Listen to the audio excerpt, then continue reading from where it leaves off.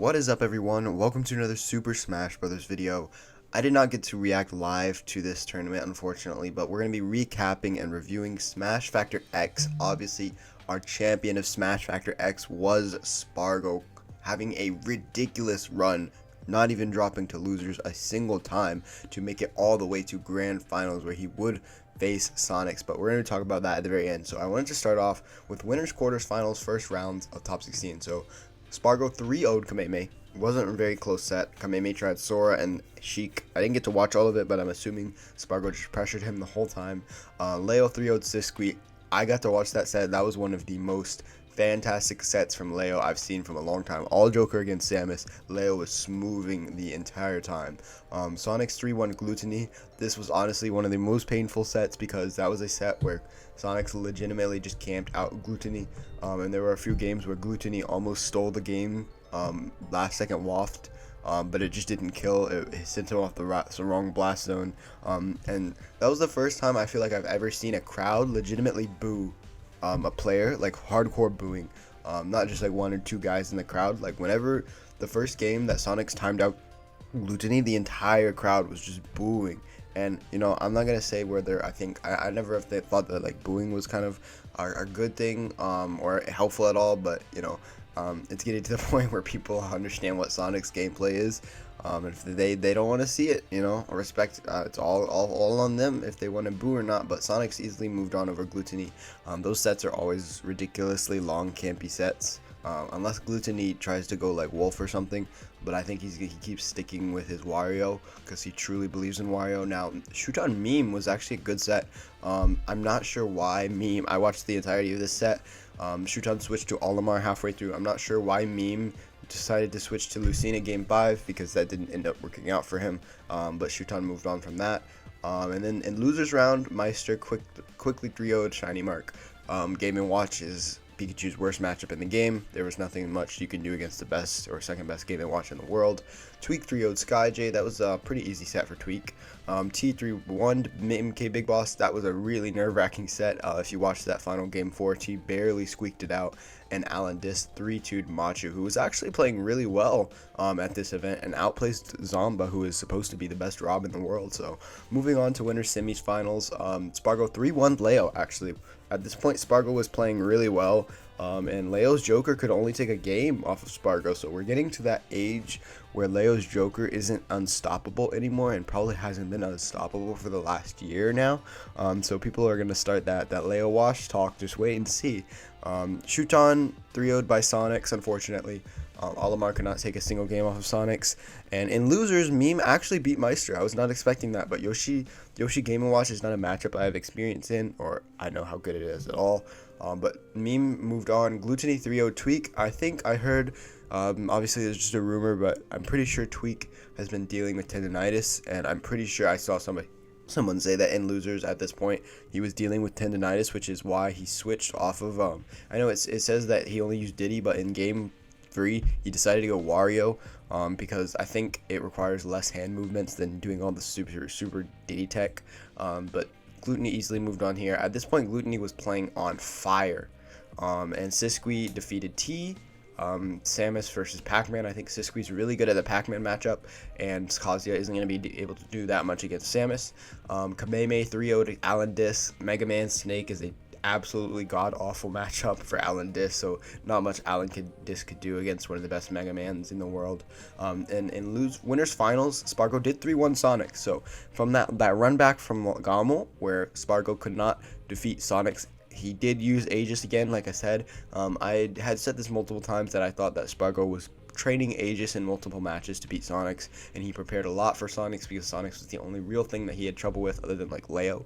And so Sparg0 did 3-1 Sonics to move on into winner's side of grand finals. In losers, Gluttony would beat Meme, Sisqui would beat Kameme 3-2 in a very, very close set. In losers quarters, Gluttony would 3-1 Leo and would force Leo to switch off the Joker to try out Byleth, and that wouldn't work either. At this point, Gluttony was playing on a ridiculous tier. I'm pretty sure he 3-stocked or 2-stocked Leo in game 1 against Leo's Joker, which is something that you almost have never seen before.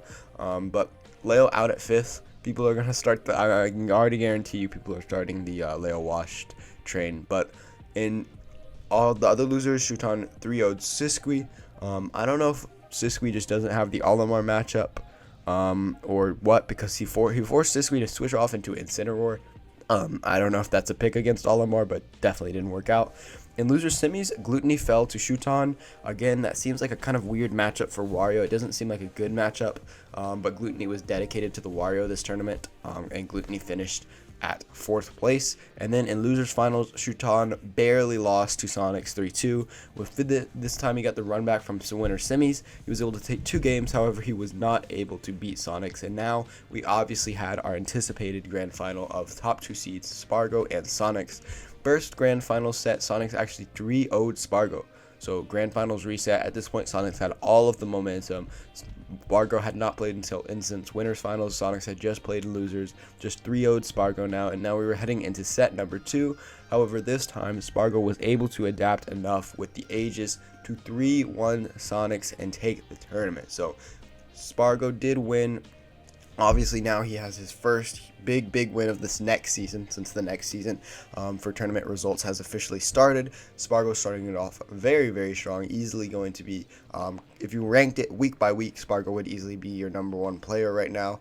But we're probably entering the age of players that seem unstoppable, right? We have a few players that are good consistently, like Tweak and Gluttony and Kameme and mickeyleo. But you had Shuton, but we're having these kind of walls that people cannot get past, right? Shuton is unable to get past Sonics, it seems. He's gotten close, but he can't get past it. Leo can't get past Sparg0 or Gluttony, right? Leo's getting stopped. So Leo, the dominance that Leo has showed in the previous years of Ultimate, it almost feels like the meta has kind of moved past him. Even though he does play meta characters like Aegis, I don't think his Aegis is as good as his Joker, and when he plays Joker, he just seems to be getting defeated. He doesn't seem to be as dominant, as oppressive, and this is not to say, obviously, he's still a top 10 player, but to say he's definitely not guaranteed undisputed top 5 #1 player. Leo's, you're probably going to win most of your events of the year. You're having people like Sonic, you're having people like Acola, you're having people like Sparg0 win all of your events now and seem pretty much unstoppable throughout that process. So I think you're going to see now the age of dominance between those 2 players, along with Mia from Japan, the Game & Watch, who has also won, I think he's won many big majors in Japan already. So you're having the era of dominance between these 4 people, and it's going to get to the point where you're going to try to figure out, okay, who can beat these 4? Who can win a major over these 4? Which is going to be like the big challenge. And I think the big test this year for these people, or for these players that I'm talking about, will be SmashCon, because when SmashCon comes along, you'll have your biggest tournament of the year. You have over 2,000 entrants, and it's going to be all about, can these guys, these super dominant players, keep up their run throughout all of the upsets? Because if we look at Sparg0's bracket, reminder, Sparg0 did go on to win this tournament, and I said earlier he had one of the craziest brackets. Sparg0 went through repeated 3-2s, came very close to going into losers multiple times. I watched the full set versus Gilhue, the Kirby. That was a game 5 last hit, last stock situation. All Gilhue had to do was land one singular down air, but he missed, and Sparg0 ended up reversing him with the Cloud up smash. It might have been a back air to win the game. That was all Gilhue had to do, and Sparg0 would be in losers, and this tournament would have ended very differently. Then in winners quarters final, Sparg0 went up against Shiny Mark and 3-2 then. I didn't watch that set, so I don't know if it went to game 5 last hit, but I know it went to game 5. So these are 2 sets that Sparg0 had to play that were ridiculously close, and that wasn't even in top 16 when he would have to face Kameme, Leo, Sonics. And in all of these sets, he only dropped 1 game to each player. But having these super stressful sets throughout your tournament, and this is a minimal amount of people that you're going to have to play compared to winning an event like SmashCon, right? So I think that will be the real test for these players. But what do you guys think about who I listed as the dominant players right now? Would you put anybody else in that category? And what do you guys think about mickeyleo current results? Do you guys think that Leo will get back on track to where his old status used to be, where he was undisputed #1? Do you think we'll ever see that dominance again? Let me know in the comments down below. As always, I hope you guys enjoyed this video, and I'll see you guys next time.